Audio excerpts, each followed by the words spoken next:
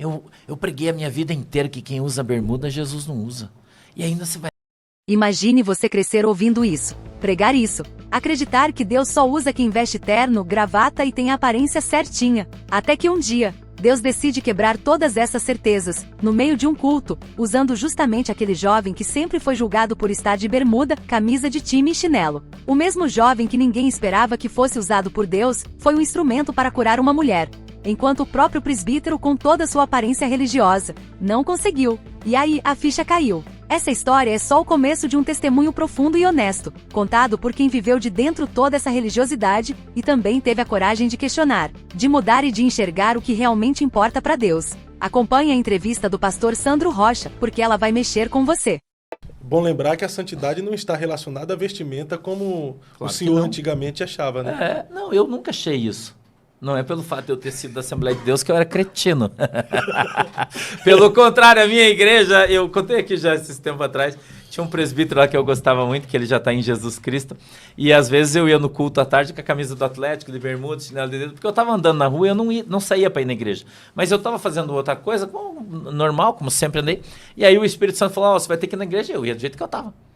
Chegava lá no culto à tarde, as irmãs da terceira idade, já todo mundo sabia, né? Do ciclo de oração, que o irmão Sandro era meio rebeldinho, né? Eu sentava lá no fundo do banco, ficava lá tranquilão. Entendeu? E aí ele chegou, aconteceu um fato uma vez, num culto de domingo, de sábado, de Santa Ceia, que foi uma irmã lá, eu acho que até eu já te contei isso na vez passada que eu tive aqui, e a irmã estava doente. E ele orou por ela, presbítero irmão Tavares, aliás, né? E ele orou por ela lá na frente e Jesus não curou ela, e ela veio lá atrás e tal, da irmã falou, vai lá, pede pro irmão Sandro, que Deus usa a vida dele e tal, e eu tava lá no fundão, né, barba por fazer, como, né, sempre fui meio largado, afinal não era eu que ia pregar, nem nada, né, eu não tava muito preocupado. E a irmã veio lá, eu orei, Jesus curou ela, e ele ficou olhando. Passou uma semana, ele me chamou na casa dele, eu de vez em quando ia lá filar um café, né, eu ia lá, gostava muito, a esposa dele era vice-líder do ciclo de oração, uma queridona, e eu fui lá e ele me chamou no canto, foi irmão Sandro, ele paulista, né? Já idosinho ele. E eu tinha um Fusca, ele era mecânico, então ele arrumava meu Fusca, né? Ele falou, irmão Sandro, eu preciso pedir perdão pra você. Eu falei, por quê, irmão Tavares? Meu Deus, você é um homem santo de Deus. Ele falou, porque eu pequei. Eu falei, por quê, irmão? Ele falou, porque eu julguei você, irmão Sandro. Eu julguei você. Na reunião de obreiro, você tava lá, eu fiquei olhando, falei, o que esse moço tá fazendo aí de bermuda? Eu preguei a minha vida inteira que quem usa bermuda, Jesus não usa. E ainda você vai lá com aquela camisa daquele maldito Atlético. Eu falei, senhor, torce pro coxa, né? Fala a verdade. Ele dava risada, né? E aí um dia Deus mostrou pra mim a minha hipocrisia, irmão Sandro. Eu falei, como, irmão Tavares? Você não lembra no culto de ceia aquela moça loira que veio lá da central? Eu orei por ela, Jesus não curou. Ela foi lá, você orou, Jesus curou ela. Aí Jesus mostrou que você é melhor que eu. Eu com a minha calça, com o meu terno, nunca usei uma bermuda na minha vida e Jesus não me usa. E você anda camisa de time, de bermuda, contando piada, dando risada, falando bobagem pra todo mundo. E Jesus usa você. Foi um tapa na minha cara. Sacou?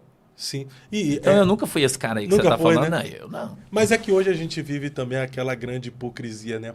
Muitas coisas que os nossos pais pregavam contra no passado, eles têm hoje. Por exemplo, pregava contra a televisão, hoje nas igrejas tem telão, né? E dentro de casa também tem a grande tela.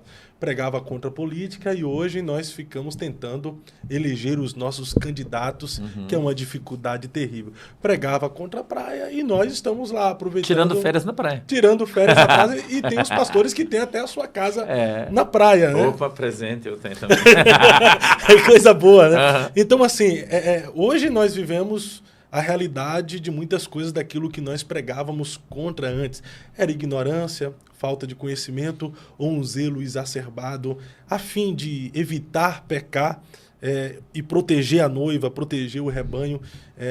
Muitos pastores usavam não pode, não pode, não pode. Qual a sua visão sobre isso? A gente aqui conversando entre nós, vou usar você de exemplo de novo. Quando você falou que foi repreendido no púlpito porque repetiu uma coisa que ouviu de um pastor e aquilo não estava na Bíblia. Sim. Certo, muito bem. É isso aí. O que acontece? Jesus ele disse assim, ó, cuidado com a doutrina dos anciões. Não falou? Não está escrito isso na Bíblia? Cuidado com a doutrina dos velhinhos, ou com a história das velhinhas, ou, depende da tradução, com a doutrina dos anciões. Isso está escrito na Bíblia. Cuidado com o fermento dos fariseus. Não, com a doutrina dos velhinhos. Eu não lembro de estar escrito agora, mas no próximo que eu vim aqui eu trago para você e te mostro. Por que isso? Porque muitas pessoas naquele tempo ensinavam coisas que eram uma tradição. E não estava isso acoplado na lei. E a gente está falando da lei, não da graça, né? Do Novo Testamento. Então, hoje é exatamente a mesma coisa. Eu brinco com a galera que tinha um pastor, por exemplo, aqui você vê, no Hour, né? Eu congreguei no Hour a minha vida inteira. Eu tinha um pastor ali que falava para mim assim, que a gente não podia ir no cinema, que no cinema era pecado. Não podia. Não, como assim, irmão? Você vai no cinema? No cinema é pecado, rapaz. Você vai assistir o quê no cinema? Putaria? Porque os caras acham que você vai no cinema para assistir putaria, porque ele nunca foi. O meu pai, uma vez, falou para minha irmã, eu lembro como se fosse hoje, minha irmã bem mais velha que eu criança, tinha acho que 12, 13 anos.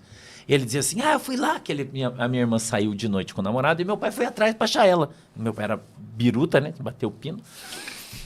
E daí ele disse que chegou numa boate onde ela estava e estava cheio de cama e estava todo mundo velado. Entendeu? E ele chegou na portaria, o segurança não deixou ele entrar, porque era uma boate que estava tudo escuro, tudo roxo, e ele olhava lá dentro e via um monte de cama e estava todo mundo se prostituindo lá dentro. Uma danceteria. Isso aconteceu mesmo ou foi a cabeça doente dele que gerou essa imagem na sua cabeça? Entendeu? Então, eu vou repetir, tem muita gente doente dentro da igreja. Por quê? Porque ele ouviu do seu pastor. Vamos um pouquinho mais para o fundo. Nós somos do tempo que as irmãs não podiam raspar o braço, que era pecado. Sim. Depilar, né? Não podia. Normal. Você andava perto dos irmãos, era tudo peluda. Não, é verdade, eu sei que é engraçado, né? Mas coitada das irmãs, Fábio. Mas é verdade. E coitado dos maridos entendeu? também, né? E daí é o seguinte, daí o que acontecia? Passava as irmãs depiladinhas na rua, os irmãos ficavam olhando para a bunda das irmãs, para as coisas das irmãs. Por que não olhava para a mulher dele? Né? Então, vamos voltar um pouquinho mais ainda. Olha o cabelo curto. Não, se você cortar o cabelo, você vai para o inferno. Se você pintar tua boca de batom, você é Jezabel. Se a unha for pintada de vermelho... Vermelho é pombagira. Usou salto alto, então, meu Deus, vai cair. É a cigana. Né? Então, aonde é que a gente aprendeu isso? A gente era guri. Nós vimos isso dentro da Assembleia de Deus. Não foi em Marte. Né? Agora, com quem que esses caras aprenderam? Então, qual que é o problema dos caras? O problema dos caras é não ler a Bíblia. Eu cresci vendo, não o pastor Douglas, mas outros pastores mais velhos, dizendo que se você saísse da Assembleia de Deus, você ia para o inferno, porque a única igreja santa que tinha é a Assembleia de Deus. E só a Assembleia de Deus ia ser levada para o céu. Cara, eu quando ia pregar nessas igrejas do interior, nas Bleias, longeão, o pastor ia buscar a gente na rodoviária, né? Não sei se você passou isso, mas eu sou desse tempo, que nós ia de ônibus, né? O pastor ia pegar a gente na rodoviária e passava na frente da igreja católica, missa, né? Domingo de manhã, que você estava chegando lá e tal, ele falava, coitados, idólatras, vão tudo para o inferno. A grande Babilônia. Entendeu? E daí chega o cantor gospel na igreja, tá todo mundo correndo, pulando. Qual é a diferença? Se é você que vai cantar lá que ninguém conhece, ninguém vai. Mas traz o bonito lá, o bomba. Assina aqui, autógrafo. Não é isso aí que a gente vê. A diferença está em que eles idolatram uma estátua, né? A diferença está em que eles não conhecem a verdade, Fábio. Essa é a diferença. Porque o dia que você pregar o evangelho para eles conhecerem a verdade, eles vão abandonar a idolatria e vão vir para Jesus. Essa é a diferença. E o crente conhece o evangelho. Ele sabe o que é idolatria. Como é que você idolatra a tua igreja, irmão? A Bíblia diz, somente ao Senhor teu Deus adorarás, somente a Ele prestarás culto. Você conhece a Bíblia, eu conheço a Bíblia, irmão. Nós temos um pleno conhecimento da verdade. Então, para nós, o peso é maior. Quem muito é dado, cobrado. Então, nós somos cobrados. Por quê? Porque a gente conhece a verdade. Como é que eu vou no show do Thales? Né? Seu primo, ele parece, né, até? Eu só não canto igual, né? Graças Deus a Deus. da minha vida. Graças a Deus que você não canta igual. Não, mas o Thales canta muito, pastor. Mas não é para Jesus, mas tá bom. Então... E se esse trecho te tocou, já se inscreve aqui no canal para não perder nada que revele a verdade por trás de tantas tradições humanas. E comenta aqui embaixo, você já foi julgado pela aparência dentro da igreja? Sua história pode ser a voz de quem ainda não tem coragem de falar. Vamos conversar nos comentários. Você sabia que milhares de pessoas estão começando a ganhar dinheiro de casa usando apenas o celular, começando do zero? Existe um treinamento completo, feito especialmente para iniciantes, que ensina o passo a passo para você criar uma nova fonte de renda online, mesmo sem nenhuma experiência anterior. Ele já ajudou pessoas comuns a conquistarem liberdade financeira trabalhando de onde quiserem. E o melhor, se em 30 dias você não conseguir gerar uma nova renda com o que aprendeu, eles devolvem todo o seu dinheiro e ainda te pagam R$100 via Pix. Ou seja, você não tem nada a perder. Se você quer entender como funciona e dar o primeiro passo ainda hoje, é só clicar no link fixado no primeiro comentário. Você pode continuar só assistindo, ou pode transformar seu celular em uma ferramenta de renda. A escolha é sua.